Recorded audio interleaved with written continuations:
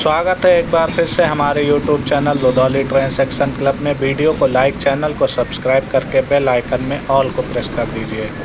इस समय हम पहुंच चुके हैं रुदौली रेलवे स्टेशन पर और सामने देखिए प्लेटफॉर्म नंबर 1 पर जो लूप लाइन डाली जानी थी, इसे सोहावल से रुदौली तक जब दोहरीकरण का काम हुआ था तो वहां तक लूप लाइन डालकर आगे स्टॉपर लगा दिया गया था। और यहां पर देखिए प्लेटफॉर्म नंबर 1 का जो अधूरा कार्य है उस पर अब कार्य शुरू हुए हैं। यहाँ पर अब स्लीपर को डालने का काम चल रहा है और इसके बाद ट्रैक को बांधा जाएगा। प्लेटफॉर्म नंबर 1 पर भी कार्य चल रहे हैं। यहाँ पर देखिए ढेर सारे स्लीपर लाकर रख लिए गए हैं। सामने देखिए रुदौली रेलवे स्टेशन की मुख्य स्टेशन बिल्डिंग आ गई। पुरानी स्टेशन बिल्डिंग को तोड़ दिया गया है और यहाँ पर नया फुट ओवर ब्रिज भी बनाया गया है। पुराने फुट ओवर ब्रिज को भी तोड़ दिया गया था क्योंकि वह रेलवे ट्रैक के बीच में आ रहा था। यहाँ पर देखिए स्लीपर को बराबर डिस्टेंस पे बिछा लिया गया है और यहाँ पर प्लेटफॉर्म नंबर 1 पर कार्य चल रहे हैं, जिसकी हम अपडेट देंगे। तो वीडियो में अंत तक ज़रूर बने रहिएगा। अगर आप हमारे चैनल पर पहली बार आए हैं तो चैनल को सब्सक्राइब अवश्य कर लीजिएगा। तो ये पुरानी बिल्डिंग है जो टूटने से बच गई है और इसका अभी किसी चीज़ में उपयोग नहीं किया जा रहा है। सामने जेसीबी मशीन लगी हुई है। पहले आप देखिए हमारी ट्रेन का डिपार्चर, उसके बाद फिर से मिलते हैं।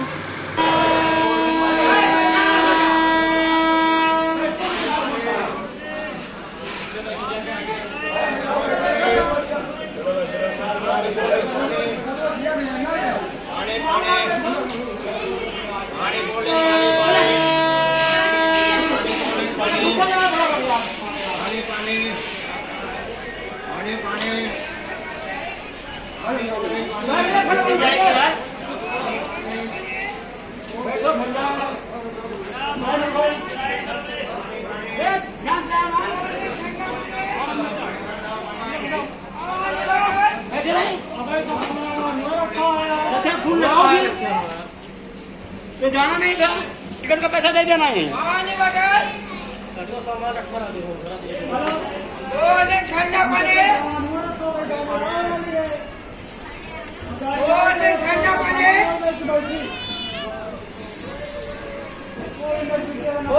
ठंडा पानी,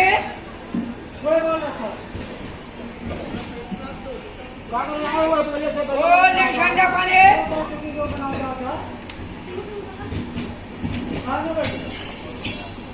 जैसा कि अभी आपने देखा, जनरल बोगी में चढ़ने के लिए यात्रियों की मारामारी हो रही थी क्योंकि अब जितनी भी ट्रेनें LHB कोच में कन्वर्ट हो रही हैं उनमें जनरल और स्लीपर के कोच घटाए जा रहे हैं और AC के कोच बढ़ाए जा रहे हैं। जैसा कि इसी ट्रेन की बात कर ली जाए तो पहले इसमें AC के 3 कोचेस होया करते थे और स्लीपर के 10 से 11 कोचेस होया करते थे। वहीं जनरल के 6 कोचेस होया करते थे। वर्तमान समय में 3 जनरल, 6 स्लीपर व 10 AC कोचेस के साथ एक 3307 गंगा सतलज एक्सप्रेस चलती है। और एक चीज़ यह भी होनी चाहिए, रुदौली रेलवे स्टेशन पर कोच डिस्प्ले सिस्टम लगाना चाहिए क्योंकि जब से LHB के रेक आए हैं या तो जनरल पीछे की तरफ रहता है या तो जनरल आगे की तरफ रहता है और इससे यात्रियों को काफ़ी कठिनाइयों का सामना करना पड़ता है। बहुत से यात्रियों को पता नहीं होता है कि इस ट्रेन में जनरल डिब्बा आगे लगा है या पीछे, इसलिए रुदौली रेलवे स्टेशन पर कोच डिस्प्ले सिस्टम लगाना अति आवश्यक है। जिनको नॉलेज है वो तो रेल यात्री या किसी भी रेल ऐप से देख लेते हैं जनरल कोच की पोजीशन, उसमें भी कभी कभी नहीं दिखाता है कोच की पोजीशन। और इस तरह से जब जनरल का डिब्बा आगे की बजाय पीछे लग जाता है तो अधिकतर यात्रियों की ट्रेन छूट जाया करती है। इसी चक्कर में इस कारण से भी रुदौली रेलवे स्टेशन पर कोच डिस्प्ले लगाना अनिवार्य है। तो यह थी हमारी एक 3307 धनबाद जंक्शन से चलकर फिरोजपुर कैंट तक जाने वाली गंगा सतलज एक्सप्रेस, जो कि रुदौली के प्लेटफॉर्म नंबर 2 से डिपार्चर ले चुकी है। अब इसका अगला स्टॉपेज पटरंगा रेलवे स्टेशन, उसके बाद दरियाबाद रेलवे स्टेशन और उसके बाद बाराबंकी जंक्शन पर इसका ठहराव होगा। फिर इसके बाद सीधा लखनऊ। तो चलिए अब आगे आपको दिखाते हैं प्लेटफॉर्म नंबर 1 की अपडेट। सामने देखिए स्टेशन की नई बिल्डिंग, फुट ओवर ब्रिज और नया टीन शेड लगकर तैयार है। और यहाँ पर फुट ओवर ब्रिज के बाद प्लेटफॉर्म नंबर 1 का कार्य अधूरा है, जहाँ पर कार्य अब बहुत तेज़ी से चल रहे हैं। सामने जेसीबी मशीन मिट्टी को समतल कर रही है। यहाँ पर ढेर सारा बैलास्ट लाकर रख लिया गया है। प्लेटफॉर्म नंबर 1 की लूप लाइन में बिछाया जाएगा। सामने हमारी बाराबंकी जंक्शन की दिशा हो जाएगी इस तरफ, जिधर हमारी ट्रेन 1:33:07 गंगा सतलज एक्सप्रेस जा रही है। इसी दिशा में हमारा दोहरीकरण का कार्य भी चल रहा है। रौजा गांव, पटरंगा, दरियाबाद, शायद कानपुर होते हुए सफदरगंज तक। सफदरगंज से रसौली तक दोहरीकरण का कार्य कंप्लीट है और रसौली से बाराबंकी जंक्शन के बीच में भी दोहरीकरण का कार्य चल रहा है। यहाँ पर जो अब हमारा अगला सेक्शन होने वाला है वो रुदौली से लेकर रौजा गांव, पटरंगा तक होगा। ये सेक्शन बहुत ही जल्द खुलने की उम्मीद है। मान कर चलिए 2 से 3 महीने लग जाएंगे। और इसके बाद रसौली से बाराबंकी वाला सेक्शन सामने अयोध्या कैंट की दिशा हो जाएगी और इधर की तरफ सोहावल से सालारपुर, सालारपुर से अयोध्या कैंट, अयोध्या जंक्शन की तरफ दोहरीकरण का कार्य चल रहा है।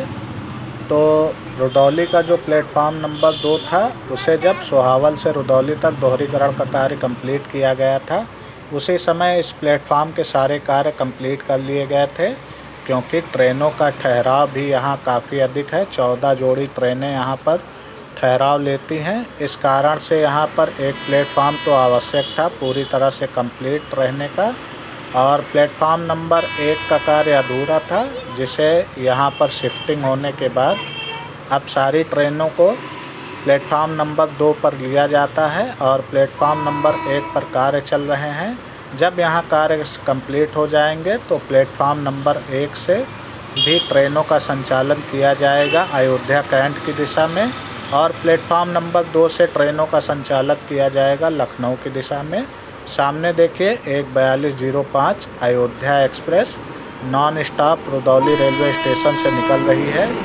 इस ट्रेन की ठहराव काफ़ी दिनों से रुदौली वासियों द्वारा इसकी मांग की जा रही है और स्थानीय विधायक ने भी इसकी मांग उठाई थी। इसके साथ ही हमारी पटना से मथुरा होते हुए कोटा तक जाने वाली कोटा पटना एक्सप्रेस के ठहराव की भी मांग रुदौली रेलवे स्टेशन पर काफ़ी दिनों से हो रही है, क्योंकि रुदौली रेलवे स्टेशन से मथुरा जाने वाले यात्रियों की संख्या बहुत अधिक है और इस ट्रेन को पकड़ने के लिए रुदौली से यात्रियों को 35 किलोमीटर या तो अयोध्या कैंट या फिर 90 किलोमीटर के करीब लखनऊ तक का सफ़र तय करना पड़ता है, जो कि मुश्किल कार्य होता है। यहाँ से या तो फिर आप बस रोडवेज के माध्यम से जाएंगे या फिर किसी ट्रेन के माध्यम से आप इन स्टेशनों का सफ़र तय करेंगे। यहाँ पर इस रूट पर अभी पैसेंजर ट्रेनें भी बहुत कम चल रही है। एक जोड़ी ट्रेन पैसेंजर ट्रेन चल रही है लखनऊ से अयोध्या कैंट के बीच में, जो कि अयोध्या कैंट से सुबह और लखनऊ से शाम को चलती है।